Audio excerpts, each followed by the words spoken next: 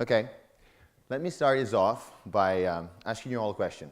I know it will sound strange, but I'll promise it will all make sense by the end of this talk. So, how many of you have been, at least once in a lifetime, being labeled as troublemakers or unreasonable, man or woman? Please raise your hands. Okay, thank you very much. Hold it, it will all make sense in a minute.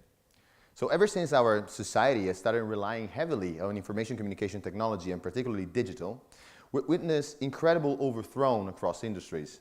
We've seen companies rising from out of nowhere to reshape entire industries, and some others that were fairly successful at that time, failing to recognize the need to change and falling spectacularly and disappear. Now, digital evolution is a cyclical process. It's based on fixed rules and principles, and it should be fairly simple, if not easy, for at least those of us who work in that domain to understand the impact that a new evolutionary cycle will have on our companies and ultimately on ourselves. But yet, this rising and falling goes on and on and on. So after more than 11 years spent working with hundreds of companies, in that precise moment of the need to change, I started asking myself, why do we fail to innovate? Is that a common pattern to successful innovation? And what are the dimensions of innovation? Typically, when we talk about lack of innovation, we tend to label it as lack of creativity. But is that true? And even better, is creativity really considered an asset in our society and among our companies? Despite what we might think, practically every study on education from 1948 to basically yesterday give us a very precise and possibly different picture. Creativity might not only be not rewarded, but actively punished. Teachers seem to prefer other qualities such as conformity and unquestioning acceptance of authority. And they tend consistently to discriminate highly creative students, labeling them as troublemakers. Now, I'm not saying our teachers, educators, professors are trying to sabotaging our society. I'm saying that all in all, our culture is far more centered on success in terms of money, power, status, reachable through conformity and consensus, rather than on unique innovation that ultimately make our life much better. What happens is that the more we value that kind of success, the more we are afraid, and most of the time terrified, particularly in Italy and Europe, of failing. And when we are afraid of failing, two things happen. We stop believing it's possible, and we don't even try.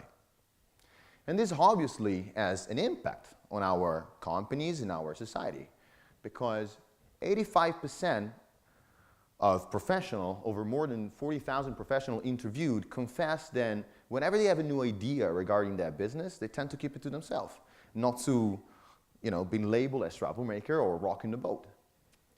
But maybe, those ideas weren't great. Maybe we're not losing that much.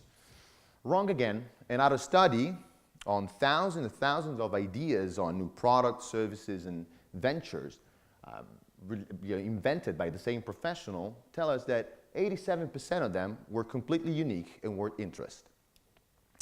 So we can start doing the math. If 87% of the ideas are unique, but 85% of people don't speak up, we can start seeing where the bottleneck of innovation might be. The problem doesn't seem to be idea generation, but rather idea selection. And this is fairly natural. Let me explain.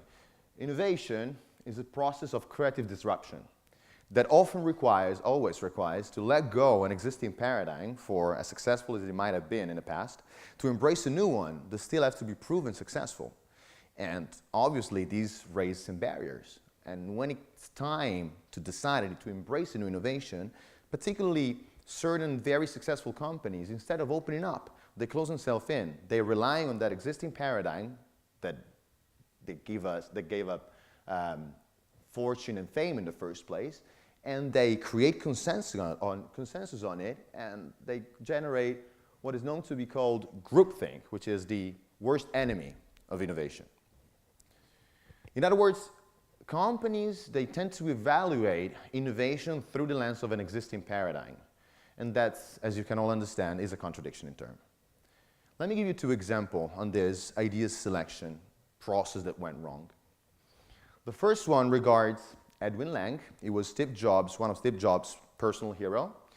He was an innovator. He invented, among other things, the instant cameras and the polarized filter for light that we use today in billions of products. If you want, he was like the great-grandfather of selfie. He changed our culture forever with that instant camera. So Lang founded Polaroid in 1948. He brought the company from short 7 million revenues to 950 million revenues in 1978, and he dominated an industry that he created for 28 years. But then something happened. Digital happened, and it was about the time to let go film as the epicenter of photography to embrace digital. But instead of opening up, he relied on his known paradigm, the one that it brought him to be so successful. So he generated consensus over it and created groupthink. And when in 1980 he was approached by Akio Morita, Sony founder and chairman, to work together on a project for a digital camera, he refused and dismissed the idea, saying, people will always be willing to have the photo printed. Instead of opening up, he tried to reapply the same paradigm on a different domain. He tried to work on an instant cameras for movies, which right now sounds scaringly like a great-grandfather of Snapchat, a physical one, but back then was pretty counterintuitive. He burned 600 million, the product was a bust, and unfortunately in '82 he was removed as a CEO of the company that he created by his board. But even after Lang was gone, groupthink remained, and 5 years afterwards, the new CEO said, film will always be the epicenter of photography, and we know better because we invented this thing. And when a young Karl Jankowski, you might know him to be the later inventor of Sony PlayStation, desperately tried to pitch in the idea of transitioning the company into its digital phase, the CEO replied, and I'm quoting, "I don't know if I should fire you or punch you in the nose." So I'm not going to lie to you, I love this slide, and it really represents that innovation, most of the time, is an uphill run. It's really tough. This is the first example. And he created a false negative. So a company like Polaroid or Nokia or Motorola or many other that didn't recognize an opportunity. But groupthink and idea selection also generate false positive. And this is the second example regarding these two gentlemen, Steve Jobs and Jeff Bezos, two of the brightest minds of our generation, or of any generation for that matter, to great lateral thinkers, innovators, and entrepreneurs that fail spectacularly in predicting the future of a product that they define the second biggest thing after internet, and a product so cool they would have had cities built around it. The product was this one, the Segway.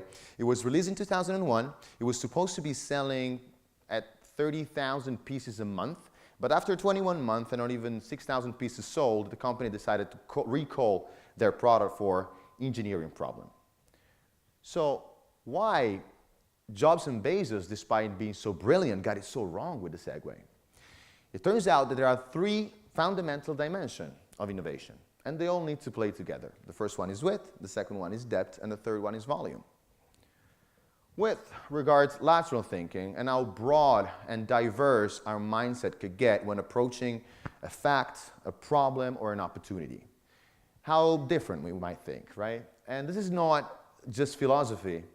Albert Einstein discovered relativity not by running experiments that were never attempted before, but by rereading and rerunning existing experiment with a different mindset. He was imagining of chasing a beam of light. And the good news is, we don't need to be Albert Einstein to be great lateral thinkers. It turns out that we can ignite our ability, trigger our ability to innovate and to lateral thinking by doing concrete things, like immersing ourselves in different domains, like living abroad for a few years, or even better, by nurturing our love for art.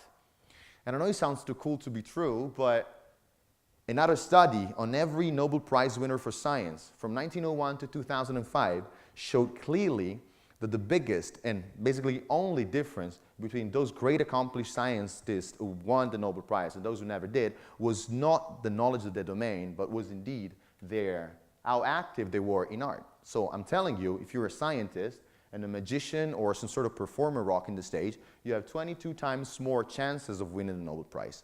And the same result was shown when every great entrepreneur in Silicon Valley was assessed. art really seemed to be at the beginning of lateral thinking and innovation.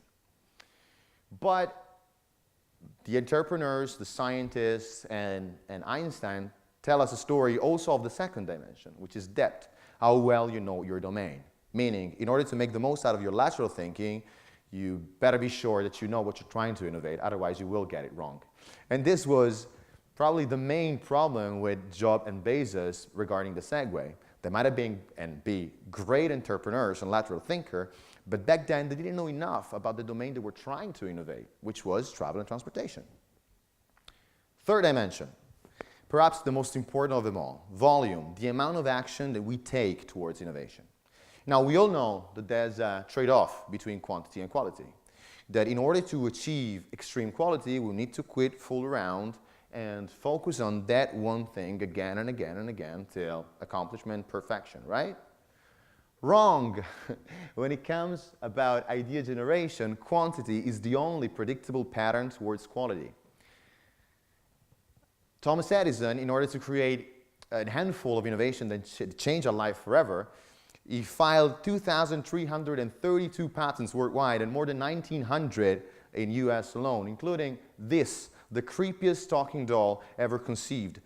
And luckily for Mr. Edison, or for any one of us, history doesn't judge you for your failure or for your lows, it judges you for your highs. And I'm not just saying, and the list, goes on and on and on. Look at land, 533, still the second in history of US, for two great inventions. And what I'm saying is not that innovation is a number game, so the more you try it, the more chances you have it to get it right one. But that exists a positive correlation between the quantity of your action and the average quality of your output. In other words, you will reach your highest quality in the period in which you are more active. If you want to know that point on the left is Wagner, and he pulled it off because of propaganda and regime. That's pretty obvious. And this is so important because when you are terrified of failure, as we were saying, basically you kill innovation. And this is so perverse. If you don't try, there's no chance in hell you can get to a great result. Why am I telling you this and why now? Because right now, and we said before, evolution is cyclical, and digital evolution especially, and we are on the verge of a new change, of a new paradigm. And this is going to reshape what we know about digital. It's going to be a renaissance, much more closer to what it was its original promises. Internet and digital will cease to be a centralized game for few and will become a much more distributed, participated, and entrepreneurial game for anyone who wants to join. This is called blockchain and IoT. We don't have time to go into details, but I'll be pleased if you wanna reach out, please do. But what I want to tell you is that right now, we really, in this moment on, we really have an opportunity to make a mark towards a better world. Not to work just for wealth, but for prosperity, for a bigger good, a greater good. And now, like never before, our ability of innovate and to innovate will draw the line between those who rise and those who fall. And all we need to do is to debunk some dysfunctional belief. The first one being that innovation, it's not a stroke of genius. It's a process. It's something that you can trigger, nurture, and make part of your culture, and even share. And look, there are thousands of ways in which this can be done. And thousands of programs, classes, books. But luckily, they all rely on few very simple values and principles. Question the default. Immerse yourself in different domains. Find new paradigm and point of view. Welcome criticism, because it's only through criticism and radical collaboration that we can kill groupthink. For the companies, don't hire based on cultural fit. You will listen, you will hear it so much from now on, like cultural fit. Hire based on cultural contribution, because repetition might make a perfect process, but it never makes new. And most of all, try stuff. Try stuff and try stuff. You know, I've talked about design thinking earlier on, and in this presentation I've picked a few principles of them. And the most important principle of a design thinker is designers that don't think the way forward, they build the way forward, and they fail the way forward. In other words, if you don't act, it doesn't matter how good you get it in the first place. There's no chance in which you can reach anything.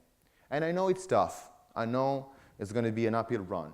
And that's why I want to share, in a conclusion, one of the triggers that really helped me make that decision. And this goes back on the unreasonable men or women that I've asked before. And it's from George Bernard Shaw. He says that the reasonable man is the one that adapts himself to the world. And the unreasonable man is the one that persists in trying adapting the world to himself.